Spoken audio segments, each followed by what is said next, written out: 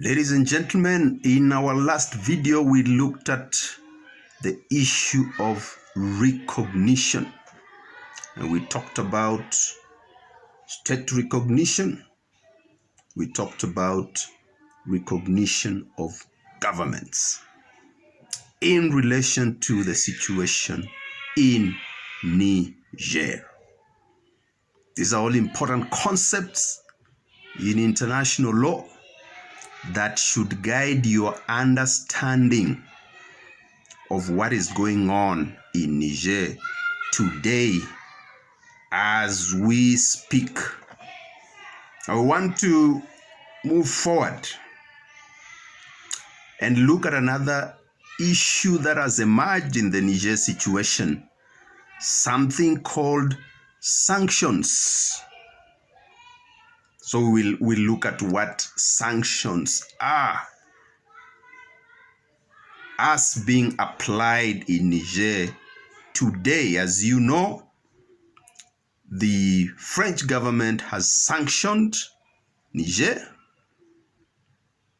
ECOWAS has sanctioned Niger.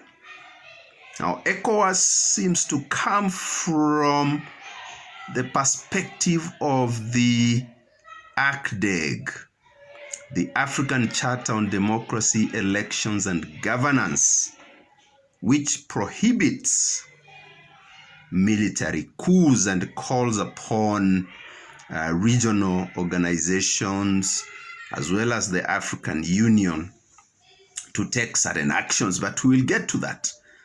Now, an understanding of sanctions necessarily entails an understanding of foreign policy.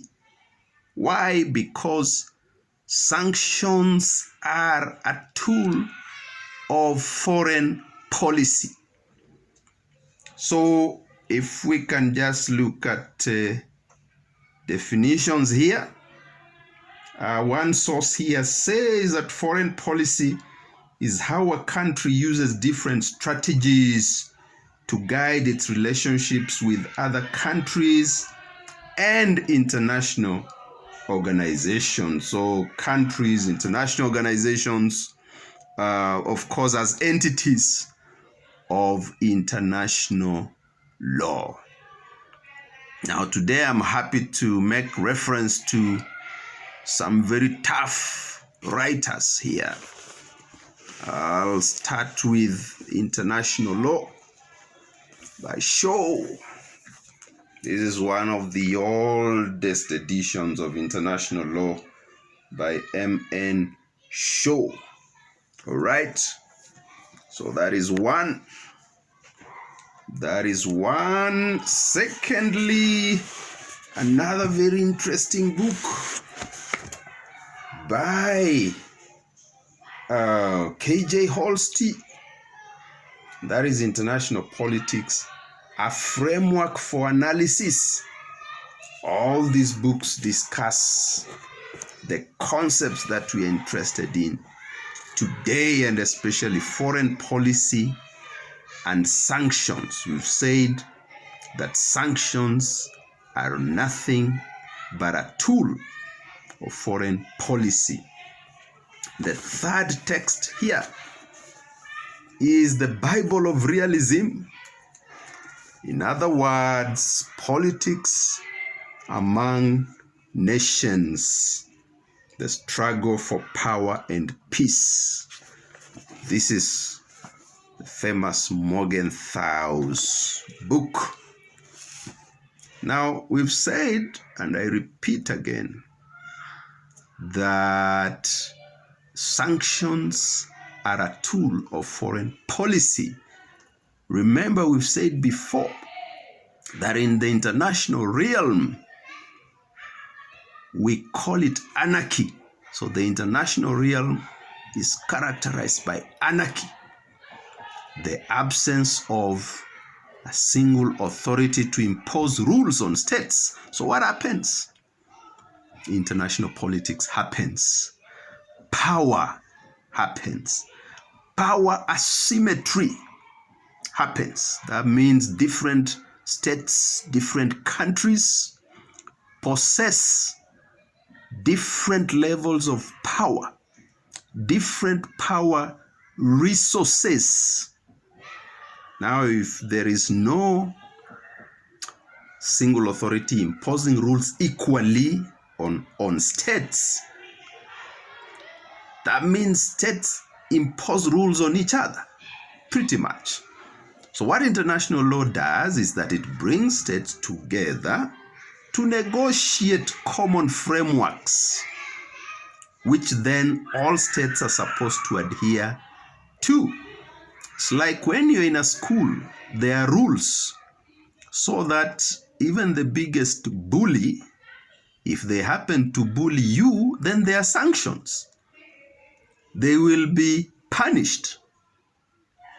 Now, in international law, there is no single authority like the headmaster in your school who will punish the bully. All right? So the international law tries to equalize the situation, but it operates within international politics, within anarchy, which means that the more powerful a state is, the more they're able to take control of these processes which lead to formation of institutions, and therefore they can disproportionately have influence on these institutions. So make no doubt about it. What we have in Niger, for instance, now is what we call coercive diplomacy. Diplomacy is also a tool for foreign policy. In other words, states use diplomacy to pursue their interests outside of conflict. So if you don't have diplomacy, what you have is conflict. So diplomacy helps countries to evade a conflict, perpetual conflict. But diplomacy, when we talk about coercive diplomacy, that means power is being applied disproportionately to force other actors or some actors to do the bidding of other actors.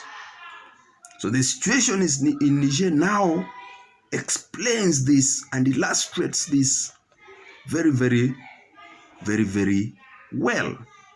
Now the military junta in Niger is consolidating power very seriously, mobilizing the population, registering young people, so that if a fight breaks out, who knows, they may be enlisted to fight alongside the military.